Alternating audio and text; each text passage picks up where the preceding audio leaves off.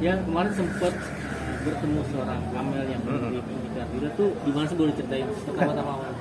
Ya Amel kan dari orang biasa, kemudian orang melihat dia ketika mirip Nike Ardila, terus booming, viral, ya. Tentu saja kan orang melihatnya seperti itu. Tapi pada dasarnya kan dia seperti anak-anak biasa, anak-anak yang pada umumnya, bukan siapa-siapa, tiba-tiba viral kan. Tentu saja ada rasa kaget gitu, bingung. Gue ngeliatnya biasa-biasa aja. Terus sempet ajak podcast di Pasti. Gimana sih proses itu berjalannya? Ya kan bagaimana kita, ya gue kan punya anak juga pantaran dia. Kadang-kadang anak kita juga tertutup sama bapaknya. Tapi kalau ketika bapaknya ngobrol sama dia cair bahwa gue adalah temen lu, gue adalah sepantara sama lu, nah lu pasti ngobrol apa adanya kan ke kita. Nah itu juga harus diterapkan ke Amel. Kitanya yang harus cair ke bawah, jangan dia suruh ikut kita, pasti dia sungkan.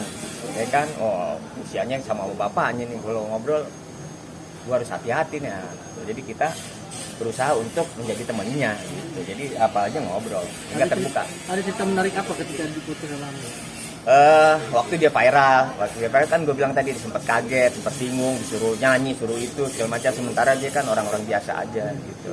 Itu yang menarik dari dia cerita itu. Terus dia cerita juga bagaimana menghadapi kondisi seperti itu. Kan nggak semuanya orang senang, ada yang tidak suka. Kamu ngadepinnya gimana menghadapi hater? Ya begini om, ya kita mah harus ini, kata dia, apa namanya, legowo. Nah, pinter. Ternyata dia udah dewasa ketimbang umurnya. Jadi bagaimana dia mengatasi itu. Berarti Dan juga kita ajak ngobrol bahwa ya biasa di dunia entertainment, di dunia hidup itu begitu. 50% orang suka, 50% tidak suka sama kita. berarti dia sempat di mana posisi tertekan ya karena handshake. Ya pastilah, orang biasa-biasanya tiba-tiba ada yang muji, ada yang menghujat kan. Lah kita aja digituin yang sudah terkenal, banyak artis yang dihujat gitu, down ya. Tapi kalau sudah menyadari itu bahwa itu permainan, ya harus paham. Artinya dia kan seorang pendatang baru tapi bisa mencairkan suasana itu, dilihat sama Abang Dery seperti itu nggak? Iya sama aja, di bawah ke di atas ya sama, dia cair aja. Karena memang kita ajak dia untuk seperti teman. Karena kita paham kan dia bukan orang biasa, bukan dari selebritis. Sehingga menghadapi kondisi seperti ini kan bingung juga. Keluarganya nggak ada kayak gitu kan. Mamahnya juga bingung juga, belum tahu di dunia hiburan kayak begini gitu. Ada yang menguji, ada yang menghujat. Ya, dari sudut pandang Om Dery, melihat Amel persis gak seperti ini tadi? Iya. Ya sekian persen ya, nggak murni semua harus sama gitu. Jadi sekian persen, karena kan dulu waktu zamannya Empat Sekawan masih ngisi acara di Ancol, di TV. Dulu kita bintang tamu, kalau ngelawak kan dulu pelawak tuh harus ada bintang tamu. Bintang tamunya kalau nggak Diani Tami, Yuni Sara, Desi Ratnasari, apalagi Novia Kolopaking, Nike Ardila. Jadi saya kalau manggung di Ancol, saya jemput ke Bandung, Nike, memaminya minta izin. Udah deh, orangnya juga kayak Amel, malu-malu begitu. Awal-awal malu-malu gitu sama? Iya sama. Bahkan ketika kejadian itu lelang mobilnya tuh saya MC-nya. Mobilnya almarhum itu dibeli sama saya dari Kalimantan, itu saya yang MC-in. Wartawan bikin acara, saya yang MC-in. Lelang mobilnya. Jadi ya hampir inilah kalau dilihat sekilas mah memang mirip sama almarhumah. Cuman kan pasti ada perbedaan dari kulit, dari cara ininya ya sedikit lah. Kalau orang yang nggak dekat ini juga pasti oh iya mirip kalau lihat fotonya aja gitu. Beda dengan ketika bergaul hari-hari gitu. Tapi ya itulah masing-masing atau ini serupa tapi tak sama. Artinya selain malu-malu tadi, kulit segala macam, emang ada kemiripan lain lagi sih? Manja sama ibunya, sama almarhumah, manja sama mami. Jadi kalau itu kan kalau di mobil tuh gua di depan sama supir, di belakang tuh mami sama, ya itu kalau kan pakai boneka gitu. Melihat almarhumah ketika di rumah ya manja-manja kayak gitu.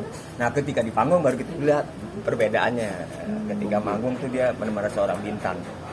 Ya, itulah almarhumah. Jadi kayaknya lah gue ketemu sama orang yang dulu, kalau orang kan ketemu Amel mungkin banyak yang nggak pernah ketemu sama almarhumah. Gue Empat Sekawan ya suka sama almarhumah. Bang, Bang Dery ada keyakinan nggak sih Amel itu bisa? Sih nggak bisa dibentuk. Lu supir lu aja bisa buat jadian. Nah, sekarang banyak begitu supir doang, orangnya mirip. Pembantu gua kalau kita lucu, ya enggak, tukang asisten bisa jadi artis. Ya enggak, apa lagi model Amel ya bisa lah di dunia. Apa yang nggak bisa? Ya enggak, lu punya anjing gua sini jadiin artis juga bisa. Tinggal bagaimana kita meng-create-nya, kita mengolah, bagaimana kita memberi. Sekarang apa lagi kan? Lu syuting apa? Sinetron bisa ulang-ulang, nyanyi lu bisa ulang-ulang.